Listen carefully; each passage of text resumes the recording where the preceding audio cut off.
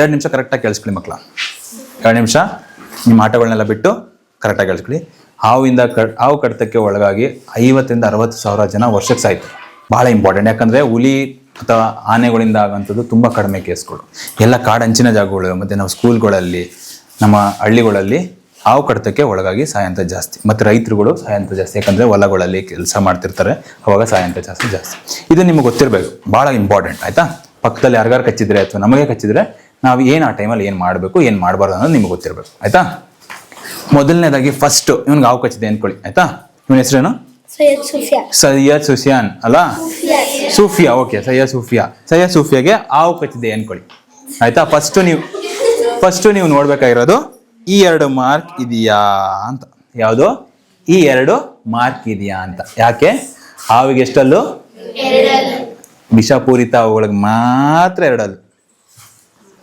ಅರೆ ವಿಷಪೂರಿತ ಹಾವುಗಳಿಗೆ ಮತ್ತೆ ವಿಷದಲ್ಲ ಹಾವುಗಳಿಗೆ ನಮ್ಮ ಥರ ಹಲ್ ಸೆಟ್ ಇರುತ್ತೆ. ಆಯಿತಾ? ವಿಷ ಇರೋ ಅಂಥ ಹಾವುಗಳಿಗೆ ಈ ಥರ 2 ಹಲ್ಲಿರುತ್ತೆ. ಫಸ್ಟ್ ಈ ಮಾರ್ಕ್ ಬಿದ್ದಿದೆಯಾ ನೋಡಬೇಕು. ಈ ಮಾರ್ಕ್ ಬಿದ್ದಿದ್ರೆ ನೆಕ್ಸ್ಟ್ ಏನು ಮಾಡಬೇಕು? ಈ ಜಾಗನ ಸ್ವಲ್ಪ ಮಾರ್ಕ್ ಮಾಡಬೇಕು. ಹೆಂಗೆ? ಬ್ಲೇಡಲ್ಲಿ ಗುರ್ತು ಮಾಡಬೇಕು. ಹೆಂಗೆ? +ಇಂಟು ಮಾರ್ಕಲ್ಲಿ ಗುರ್ತು ಮಾಡಬೇಕು. ಆಯ್ತಾ? ಹೆಂಗಾರ ಮಾಡಿ ಬ್ಲೇಡಲ್ಲಿ ಅಥವಾ ಯಾವುದೇ ಮೆಟಲಲ್ಲಿ ಕುಯ್ಬಾರ್ದು. ಯಾಕೆ ಕುಯ್ಬಾರ್ದು?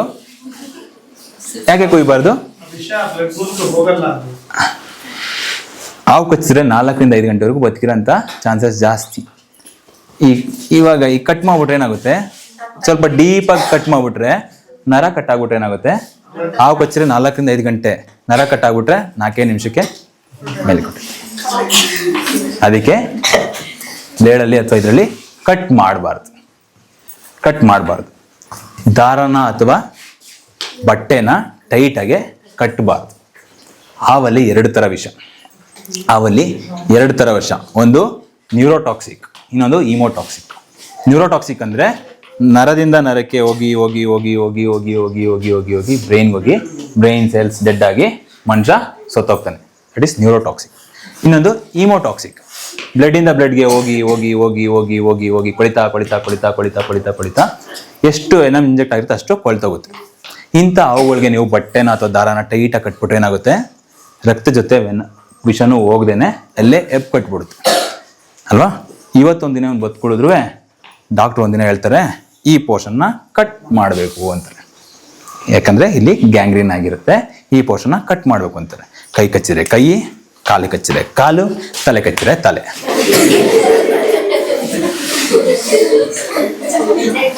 ಸುಮ್ಮನೆ ಎಲ್ಲ ತಲೆ ಕಟ್ ಗಿಟ್ ಮಾಡಿಬಿಟ್ರೆ ಮತ್ತೆ ಆಯ್ತಾ? ಮಾಡಬಾರ್ದು. ದಾರನ ಅಥವಾ ಬಟ್ಟೆನ ಜೋರಾಗಿ ಟೈಟಾಗಿ ಕಟ್ಟಬಾರ್ದು. ಅದ್ರ ಬದಲು ಕ್ರಬ್ ಬ್ಯಾಂಡೇಜ್ ಇರುತ್ತಲ್ಲ, ಕ್ರಬ್ ಬ್ಯಾಂಡೇಜ್ ಅಥವಾ ಕಾಟನ್ ಬಟ್ಟೆನ ನೀಟಾಗಿ ರ್ಯಾಪ್ ಮಾಡಿ ಒಂದು ಪೆನ್ ಅಥವಾ ಪೆನ್ಸಿಲ್ ಆಡೋಷ್ಟು ಜಾಗಗಳಿರಬೇಕು. ವೆನಮ್ ಫ್ಲೋ ಆದರೂ ನಿಧಾನಕ್ಕೆ ಫ್ಲೋ ಆಗಬೇಕು. ಎಷ್ಟು ಸಾಧ್ಯ ಅಷ್ಟು ಬೇಗ ಆಸ್ಪತ್ರೆಗೆ ಓಡಾಡ್ಸ್ಕೊಂಡು ಕರ್ಕೊಂಡು ಹೋಗ್ಬಾರ್ದು.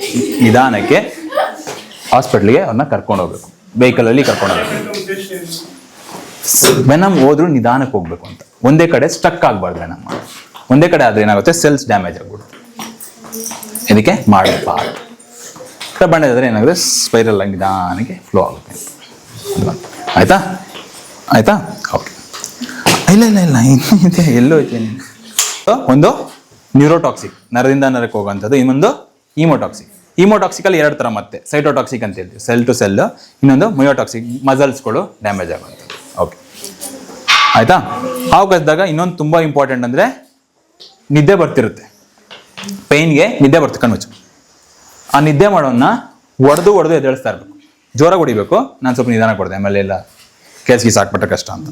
ಜೋರಾಗೆ ಹೊಡೆದು ಎದ್ದೇಳಿಸ್ತಾ ಇರ್ಬೇಕು. ಇಲ್ಲಾಂದರೆ ಕೋಮಾಗೆ ಹೊಟ್ಟೋಗ್ತಾರೆ. ಕೋಮಾಗೆ ಹೋದರೆ 1 ದಿನ, 1 ವಾರ, 1 ತಿಂಗಳು, 1 ವರ್ಷ ಸತ್ ಮೇಲೂ ಕೋಮಾದಲ್ಲೇ ಇರೋಂಥ ಕಂಡೀಷನ್ ಮಾಡ್ಬಿಟ್ಟು ಕಂಡುಬಿಡು. ಆಯಿತು? ಅದಕ್ಕೆ ಏನು ಮಾಡು? ಹೊಡೆದು ಎದ್ದೇಳಿಸ್ತಾರೆ. ನಿದ್ದೆ ಮಾಡೋಕ್ಕೆ ಕೊಡಬಾರ್ದು, ನೀರು ಕುಡಿಸ್ಬಾರ್ದು. ಆಯಿತಾ? ಮತ್ತು ನಾಟಿ ಔಷಧಿನ ಕೊಡಿಸ್ಲೇಬಾರ್ದು. ಆಯಿತಾ? ಕೆಲವರು ಏನು ಮಾಡ್ತಾರೆ?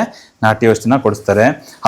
ಕಾಲಿಗೆ ಹಾವು ಕಚ್ಚಿರುತ್ತೆ, ವಿಷ ಹತ್ತುತ್ತೆ ಇಲ್ಲಿ ಬರುತ್ತೆ. ಇಲ್ಲಿ ಕುಯ್ದುಬಿಟ್ರೆ ವಿಷ ಇಲ್ಲಿಂದ ಹೊರಗಡೆ ಹೊರಟೋಗುತ್ತೆ ಅಂತೇಳಿ ಇಲ್ಲಿ ಕುಯ್ದು ಏನೇನೋ ಟ್ರೀಟ್ಮೆಂಟ್ ಕೊಡ್ತಾರೆ. ಇಂಥವೆಲ್ಲ ಮಾಡಿಸ್ಬಾರ್ದು. ಆಯಿತಾ? ಆಮೇಲೆ ಕೋಳಿದು ಬ್ಯಾಕ್ ಸೈಡ್ ಇಡ್ತಾರೆ ಪಂಪ್ ಮಾಡೋಕ್ಕೆ. ಆಯ್ತು, ಇಮ್ಯಾಜಿನ್, ಒಳ್ಳೇದು. ಸಕ್ ಮಾಡುತ್ತೆ ವಿಷನ. ಬಟ್ ಇಮ್ಯಾಜಿನ್ ನಿಮ್ಗೆ ಹಾವು ಕಚ್ಚಿದಾಗ 4 ರಿಂದ 5 ಗಂಟೆ ಟೈಮ್ ಇರುತ್ತೆ. ನೀವೊಂದು 10 ಕೋಳಿ ಹಿಡಿಯೋಕ್ಕೆ ಎಷ್ಟು ಟೈಮ್ ಬೇಕಾಗುತ್ತೆ? ಹಾವು ಕಚ್ಚಿದಾಗ ನೀವು ಕೋಳಿ ಹಿಡ್ಕೊಂಡು ಕೂತ್ಕೊಂಡ್ರೆ ಏನಾಗುತ್ತೆ ಅಲ್ಲ? ಅದಕ್ಕೆ ಆದಷ್ಟು ಬೇಗ ನಿಮ್ಮ ಪ್ರಾಥಮಿಕ ಆರೋಗ್ಯ ಕೇಂದ್ರ, ಪ್ರೈಮರಿ ಹೆಲ್ತ್ ಕೇರ್ ಸೆಂಟರ್ಗಳಿಗೆ ನೀವು ಎಷ್ಟು ಬೇಗ ರೀಚ್ ಆಗೋಕ್ಕಾಗುತ್ತೆ ಅಷ್ಟು ಬೇಗ ಅವನ್ನ ಕರ್ಕೊಂಡು ಹೋಗ್ಬೇಕು. ಪಕ್ಕದಲ್ಲಿರೋರು ಧೈರ್ಯವಾಗಿ ಅವನ್ನ ಕೂರಿಸ್ಕೊಂಡು ಹೋಗ್ಬೇಕು. ಅಯ್ಯೋ ನಿಂಗೆ ಹಾವು ಕಚ್ಬಿಟ್ಟಿದೆ ಅಂತ ಅವನೇ ಕೂತ್ಕೊಂಡು ಅಳ್ತ್ರೆ ಏನಾಗುತ್ತೆ, ಇವ್ನು ನರ್ವಸ್ ಆಗ್ತಾನೆ. ಅದಕ್ಕೆ ಧೈರ್ಯ ಇರೋಂಥವ್ರು ಕೆಲವರು ಕೂತ್ಕೊಂಡು ಕರ್ಕೊಂಡು ಹೋಗ್ಬೇಕು. ಆಯ್ತಾ? ಇನ್ನೊಂದು, ಬಾಯಿಂದ ವಿಷನ ತೆಗಿಬಹುದು, ಆದರೆ ನಿಮ್ಗೊಂದು ಗೊತ್ತಿರಬೇಕು, ನಿಮ್ಮ ಬಾಯಲ್ಲಿ, ಗಂಟ್ಲಲ್ಲಿ, ನಿಮ್ಮ ಹೊಟ್ಟೆಯಲ್ಲಿ ಅಥವಾ ಎಲ್ಲೂ ಗಾಯಗಳು ಇರಬಾರ್ದು, ಹುಣ್ಣುಗಳು ಇರಬಾರ್ದು. ಏನಾಗುತ್ತೆ ಇದ್ರೆ, ಅಣ್ಣ ತಂಗಿ ಮೂವಿ ನೋಡಿದ್ದೀರಾ? ಶಿವರಾಜ್ ಕುಮಾರ್ ರಾಧಿಕಾಗೆ ಹಾವು ಕಚ್ಚಿರುತ್ತೆ, ಅಣ್ಣ ಅದೋ ನೀರೋ ಉಳಿಸ್ಕೊಳ್ಳೇಬೇಕು. ಏನು ಮಾಡಬೇಕು? ಬಾಯಿಂದ ವಿಷನ ತೆಗೆದ್ಬಿಡ್ತಾರೆ. ಫಸ್ಟ್ ಯಾರು ಬಿದ್ದೋಯ್ತಾರೆ ಕೆಳಗೆ? ಶಿವರಾಜ್ ಕುಮಾರ್ ಅಣ್ಣಲ್ಲ. ಯಾಕೆಂದ್ರೆ ರಾಧಿಕಾಗೆ ಇಲ್ಲಿಂದ ಇಲ್ಲಿಗೆ ಬರೋ ಅಷ್ಟರಲ್ಲಿ 4 ಗಂಟೆ ಟೈಮ್ ಇರುತ್ತೆ. ಶಿವರಾಜ್ ಕುಮಾರ್ ಅಣ್ಣಂಗೆ ಇಲ್ಲಿಂದ ಇಲ್ಲಿಗೆ ಬರೋಕ್ಕೆ 4 ನಿಮಿಷ. ಯಾರು ಫಸ್ಟ್ ಬಿದ್ದೋಯ್ತಾರೆ ಕೆಳಗೆ? ಅದಕ್ಕೆ ಬಾಯಿಂದ ವಿಷನ ತೆಗಿಬಾರ್ದು. ಆಯ್ತಾ?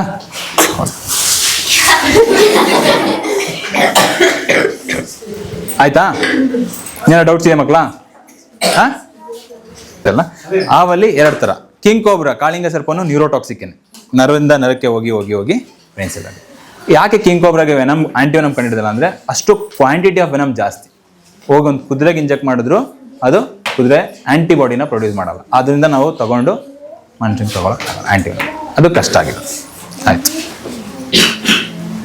ಆಯ್ತಾ? Okay, thank you. ಇನ್ನೊಂದು ಕ್ಲಾಪ್ಸ್ ಕೊಡಿ ಮಗ. ಎಷ್ಟು ವಿಂಗಡಣೆ ಇದೆ ಅಂತ? 3 ವಿಂಗಡಣೆ ಇದೆ ಅಲ್ಲ. ಒಂದನೇದಾಗಿ ವಿಷಪೂರಿತ ಹಾವುಗಳು, 2ನೇದು ಅರೆ ವಿಷಪೂರಿತ ಹಾವುಗಳು, 3ನೇದು ವಿಷವಿಲ್ಲದ ಹಾವು ಅಲ್ಲ. ವಿಷಪೂರಿತ ಹಾವುಗಳಲ್ಲಿ ಬಿಗ್ 4 ವೆನಮಸ್ ಸ್ನೇಕ್ಸ್ ಅಂತೀವಿ. 4 ಬಹಳ ಇಂಪಾರ್ಟೆಂಟ್. ಯಾವ್ಯಾವುದು? ಕಾಳಿಂಗ ಸರ್ಪ 5ನೇದು ಎತ್ತಿಟ್ಬಿಡಿ ಸೈಡ್ಗೆ, ಯಾಕೆ ಅಂತ ಹೇಳ್ತೀನಿ. ಆಯ್ತಾ? 4 ಬಹಳ ಇಂಪಾರ್ಟೆಂಟು. ಈ 4 ಬಹಳ ಇಂಪಾರ್ಟೆಂಟ್ ಅಲ್ಲಿ ಯಾವುದು ಅಂದರೆ, ಮೊದಲನೇದಾಗಿ ನಾಗರಾವು ಸ್ಪೆಕ್ಟಕಲ್ ಕೋಬ್ರಾ ಅಂತ ಹೇಳ್ತೀವಿ. ನಾಗರಾವು, ನಾಜ ಸ್ಪೆಕ್ಟಕಲ್ ಕೋಬ್ರಾ ಅಂತ. 2ನೇದು ಕಿಂಗ್ ಕೋಬ್ರಾ ಸೈಡಲ್ಲಿ ಎತ್ತಿಟ್ಟಿರು, ಸಪ್ರೇಟ್ ಆಗಿ ಎತ್ತಿಟ್ರು. ಆಯ್ತಾ? 2ನೇದು ಕೊಳಕ್ ಮಂಡ್ಲದ ಹಾವು. 3ನೇದು ಕಟ್ಟಾವು, ಕ್ರೇಟ್ ಅಂತ ಕರಿತೀವಿ, ಬಳೆ ಮುರ್ಕ ಅಥವಾ ಕಟ್ಟಾವು ಅಂತ ಹೇಳ್ತೀವಿ. 4ನೇದು ಸಾಸ್ಕೇಲ್ಡ್ ವೈಪರ್, ಉರಿ ಮಂಡ್ಲ ಅಂತ ಹೇಳ್ತೀವಿ. ಈ 4 ಹಾವು ಕಚ್ಚಿದ್ರೆ ನೀವು ಆಂಟಿವೆನಮ್ ತಗೊಳ್ಳೇಬೇಕು, ಆಸ್ಪತ್ರೆಗೆ ಹೋಗಲೇಬೇಕು. ಆಯ್ತಾ? ಈ 5ನೇ ಹಾವು ಯಾವುದು? ಕಾಳಿಂಗ ಸರ್ಪ. ಈ ಹಾವು ಕಚ್ಚಿದ್ರೆ ನೀವು ತಲೆ ಕೆಡ್ಸ್ಕೊಳಕ್ ಹೋಗ್ಬೇಡಿ. ನೀವು ಗರ್ಲ್ ಫ್ರೆಂಡ್ ಇದ್ರೆ ಗರ್ಲ್ ಫ್ರೆಂಡು, ಬಾಯ್ ಫ್ರೆಂಡ್ ಇದ್ರೆ ಬಾಯ್ ಫ್ರೆಂಡು, ಯಾರು ಇಲ್ಲ ಅಂದ್ರೆ ನಿಮ್ಮ ಅಪ್ಪ ಅಮ್ಮಂಗೆ ಫೋನ್ ಮಾಡಿಡೋ ಅಷ್ಟರಲ್ಲಿ. ಯಾಕಂದ್ರೆ ಒಂದು ಸಣ್ಣ ಬೈಟ್ ಆಯ್ತು ಅಂದ್ರು ಇದಕ್ಕೆ ಆಂಟಿವೆನಮ್ಸ್ಗಳು ಇಲ್ಲ. ಆಯ್ತಾ? ಔಷಧಿ ಇಲ್ಲ ಇದಕ್ಕೆ. ಆದ್ರೂ ಇದನ್ನ ಯಾಕೆ ಬಿಗ್ 4 ವೆನಮಸ್ ಸ್ನೇಕಲ್ ಸೇರ್ಸಲ್ಲ ಅಂದ್ರೆ, ಇದರಿಂದ ಕಚ್ಚಿಸ್ಕೊಂಡಿರೋಲ್ಲ ಸತ್ತೋಗಿದ್ದಾರೆ, ಬಟ್ ಕಚ್ಚಿಸ್ಕೊಳ್ಳೋಂಥ ಚಾನ್ಸಸ್ ಕಡಿಮೆ. 1000ಕ್ಕೆ 1-2% ಅಷ್ಟೇ, ತುಂಬಾ ಕಡಿಮೆ ನಮ್ಮಲ್ಲಿ.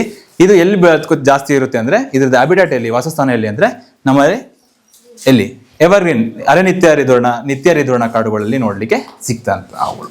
ಇಲ್ಲಿ ನಮ್ಮ ಪಾಪ್ಯುಲೇಷನ್ ಅಷ್ಟು ಇರಲ್ಲ, ಹಾಗಾಗಿ ಅದರಿಂದ ಕಡಿತಕ್ಕೆ ಒಳಗ. ಮತ್ತೆ ಬಹಳ ಹೇಳ್ತೀನಿ ಮುಂದೆ ಹೇಳ್ತೀನಿ.